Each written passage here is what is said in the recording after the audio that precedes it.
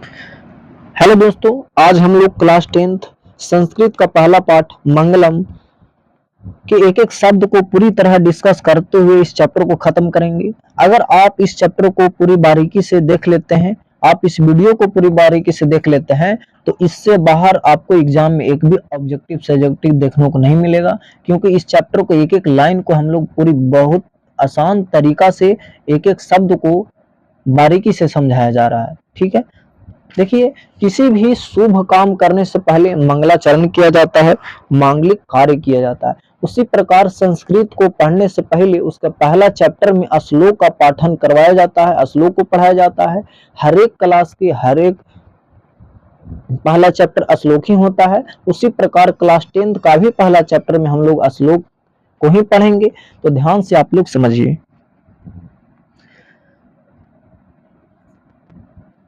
कराक उपनिषदा वैदिक वाङ्मय से अंतिमे भागे दर्शन शास्त्र से सिद्धांतान प्रकटयन्ति।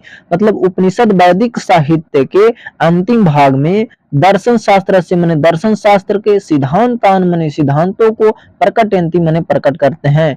जो उपनिषद है वैदिक साहित्य के किस भाग में, तो अंतिम भाग में दर्शन शास्त्र के सिद्धांतों को प्रकट करते हैं। ध्यान से समझिए, यहाँ से आपको ऑब्जेक्टिव आ सकता है कि बताइए वैदिक साहित्य के अंतिम भाग में क्या है, तो वैदिक साहित्य के अंतिम भाग में उपनिषद है। उपनिषद क्या बतलाता है, तो उपनिषद दर्शन शास्त्र के सिद्धांतों को बतलाता है। ठीक है, आगे ध्यान से सुनिए। सर्वत्र माने सभी जगह, परम पुरुष से परमात्मना महिमा प्रधानतया गीयते, माने सभी जगह है परम पुरुष परमात्मा की महिमा मुख्य रूप से गाई जाती है। तेन परमात्मना मने उस परमात्मा के द्वारा जगत मने संसार व्याप्त अनुशासितम चास्ति मने फैला हुआ और अनुशासित है। वह परमात्मा के द्वारा ही संसार फैला हुआ और अनुशासित है। बताइए, परमात्मा शब्द नहीं रहेगा तो एक लोग दूसरे लोग से बंधे हुए नहीं रहेंगे, अनुशासित नहीं रहेंगे। भगवान शब्द से ही लोग डरते हैं असत्य करने से, इसीलिए लोग एक दूसरे से अनुशासित हैं, जुड़े हुए हैं। ठीक है, स सर्वेशम तपसम परम लक्ष्यम, माने सभी की तपस्या का परम लक्ष्य भी ईश्वर होता है, परमात्मा होता है। अस्मिन पाठे मतलब इस पाठ में परमात्मप्रा उपनिषदाम पदात्मका पंच मंत्र संकलिता संति, मतलब इस पाठ में परमात्मा की महिमा से युक्त उपनिषद से पद के रूप में 5 मंत्र लिए गए हैं। कितना मंत्र लिए गए हैं? 5 मंत्र। यहाँ से आपको ऑब्जेक्टिव आ सकता है कि बताइए ये श्लोक कहाँ से लिया गया है, तो उपनिषद से लिया गया है। किस रूप में ले गया है? गद्य के रूप में लिया गया है कि पद के रूप में लिया गया है? तो पद के रूप में लिया गया है। इसमें कितने मंत्र हैं? तो 5 मंत्र हैं। यहाँ से आपको ऑब्जेक्टिव आ सकता है। तो आप लोग अब पहला श्लोक की ओर चले, ध्यान से समझिएगा। कह रहा है कि हिरण्मयेन पात्रेण सत्य सापी तम मुखम तत्व पुसन पावरेणु सत धर्माय दृष्टे, मतलब सोने के समान प्रकाशवन पात्र से सत्य का मुंह ढका हुआ है। हे सूर्यदेव, सत्य और धर्म के दर्शन के लिए आप उस आवरण को हटाने की कृपा करें। अर्थात एक भक्त परमात्मा से गुहार लगा रहा है कि देखिए जो सत्य है हमारे अंदर जो सत्य है, उस सत्य के ऊपर एक लेयर चढ़ गया है, एक आवरण चढ़ गया है। और वो कैसा आवरण है? तो सोने के समान प्रकाशवान पात्र का आवरण है। तो हे भगवान, आप इस आवरण को हटा दें, क्योंकि सत्य और धर्म हमको दिखाई दे।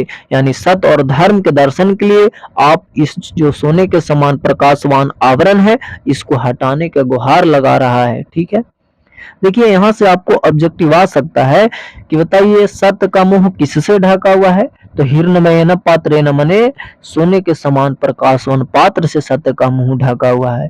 यहाँ से एक और ऑब्जेक्टिव आ सकता है कि किसके दर्शन के लिए उस आवरण को हटाने की बात कही जा रही है? तो सत्य और धर्म के दर्शन के लिए उस आवरण को हटाने की बात कही जा रही है।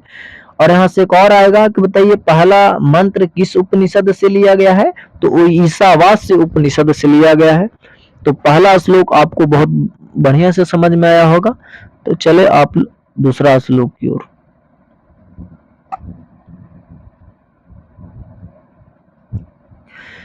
अनोन्यान महत्व महियान आत्मस्य जंतो निहितो गुहायम, कही गई है कि प्राणियों के हृदय रूपी गुफा में स्थित आत्मा सूक्ष्म से सूक्ष्म और महान से महान है। उस आत्मा को उस आत्मा को पवित्रता से यज्ञ आदि अनुष्ठान नहीं करने वाला परमात्मा की महिमा को देख लेता है और शोक से मुक्त हो जाता है। इसका अर्थ यही है कि ध्यान दीजिए कि जो प्राणियों के हृदय रूपी गुफा में जो स्थित आत्मा है वो छोटा से छोटा है, सूक्ष्म से सूक्ष्म है, महत्व महियान और महान से महान है। अगर उस आत्मा की पवित्रता है, आत्मा में पवित्रता है, तभी हम भगवान को देख सकते हैं, परमात्मा को देख सकते हैं। अगर उस आत्मा में अगर गंदगी है, असत्य भरा हुआ है, तो हम लोग परमात्मा के दर्शन नहीं कर सकते हैं। ठीक है, तो यह किस उपनिषद से लिया गया है दूसरा श्लोक? तो कंठ उपनिषद से लिया गया है। यहाँ से देखिए ऑब्जेक्टिव सवाल आएगा कि सूक्ष्म से सूक्ष्म क्या है? तो सूक्ष्म से सूक्ष्म आत्मा है। महान से महान क्या है? तो महान से महान आत्मा है। और दूसरा मंत्र किस उपनिषद से लिया गया है? तो कंठ उपनिषद से लिया गया है। ठीक है, आगे श्लोक ध्यान से समझिए। तीसरा श्लोक कह रहा सत्यमेव जयते नानृतम सत्येन पंथा विततो दिव्याना। मतलब सत्यमेव जयते नानृतम मतलब सत्य की विजय होती है, असत्य की नहीं। मतलब सत्य कही गई है बात कि सत्य परेशान हो सकता है लेकिन पराजित नहीं होता है, सत्य हमेशा जीतता है। तो सत्य की विजय होती है, असत्य की नहीं। असत्य कभी नहीं जीतता है। सत्येन पंथा विततो दिव्याना माने सत्य के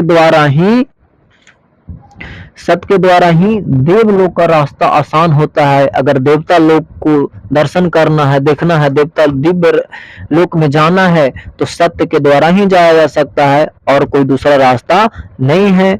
मन में सत्य का मतलब होता है हमेशा सत्य बोले, एक दूसरे सत्य की भावना रखे, अच्छा विचार रखे, ईर्ष्या घृणा इस सब से दूर रहे, वो होता है सत्यवादी विचार। ध्यान से समझिए। एनाक्रमंतरिष्यो हप्त कामा यत्र ततः सतस्य परम निधानम माने आसक्ति रहित उस ऋषि लोग उस सत्य को प्राप्त कर लेते हैं जहां सत्य का उत्तम भंडार है। ध्यान दीजिए, यहाँ से आपको ऑब्जेक्टिव आएगा कि किसकी विजय होती है, मतलब कौन जीतता है? तो सत्य की विजय होती है। किसकी हार होती है? तो असत्य की हार होती है। ठीक है, अच्छा देवलोक में जाने का रास्ता आसान किसके द्वारा होता है? तो सत्य के द्वारा ही देवलोक का रास्ता आसान होता है। तीसरा श्लोक किस उपनिषद से लिया गया है? तो मुंडक उपनिषद से लिया गया है। ध्यान दीजिए। तो अब हम लोग चलेंगे चौथा श्लोक की ओर। यथा नद्यः सैंदमाना समुद्रे अस्तम गच्छन्ति नाम रूपे विहाय।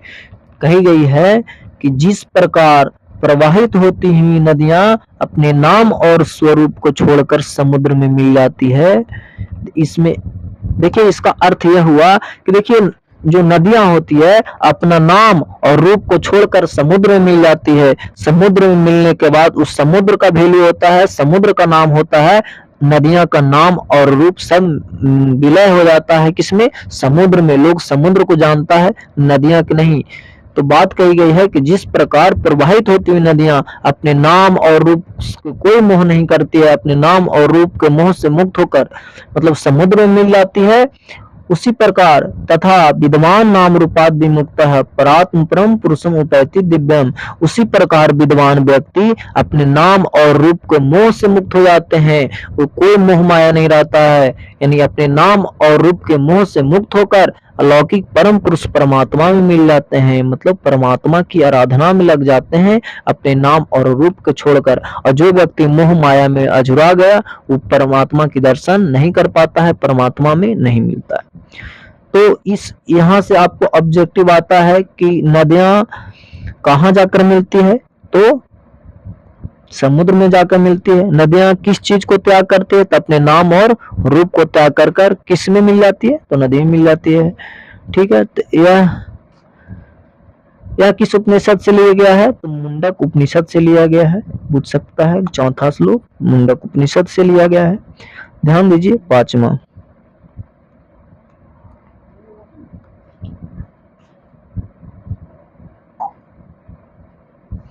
वेदाहमेन्तम पुरुषम महानतम आदित्य वर्णम तमसा परस्तात।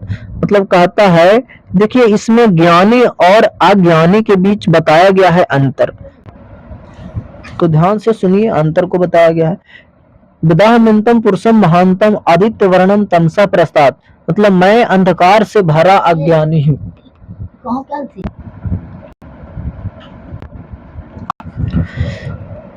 इसके दूसरी ओर सूर्य के समान प्रभा मंडल से युक्त सर्वशक्तिमान उस परम पुरुष परमात्मा को समझो या जानो।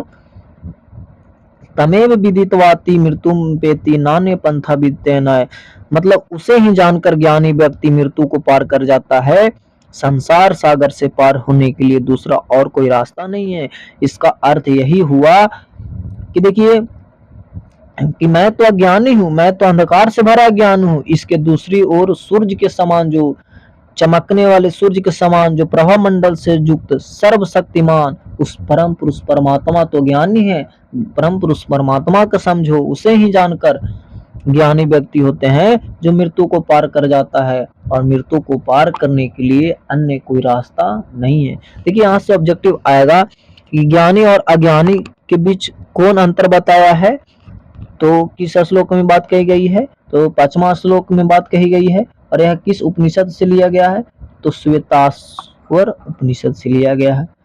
ध्यान से आप लोग अगर समझे होंगे तो इस पूरी वीडियो को हम लोग लाइन बाय लाइन एक एक करके पूरा बहुत बढ़िया तरीका से समझा दिए हैं। तो इसका अगला वीडियो में हम लोग इस चैप्टर से पूरी ऑब्जेक्टिव को करवा देंगे। तो अगर आप लोग को अच्छा लगा होगा तो सब्सक्राइब जरूर करिएगा। इससे इसी तरह पूरा 14 पाठ को ही पूरी डिटेल में करवा दिया जाएगा। ऑब्जेक्टिव इसका जैसे पूरे सब्जेक्टिव पढ़ा दिए, तो इसके बाद इसका पूरा ऑब्जेक्टिव का भी क्लास हम लोग करवाएंगे। तो अगला वीडियो में इसका पूरा ऑब्जेक्टिव क्वेश्चन आंसर सब करवा देंगे। ठीक है, बाय।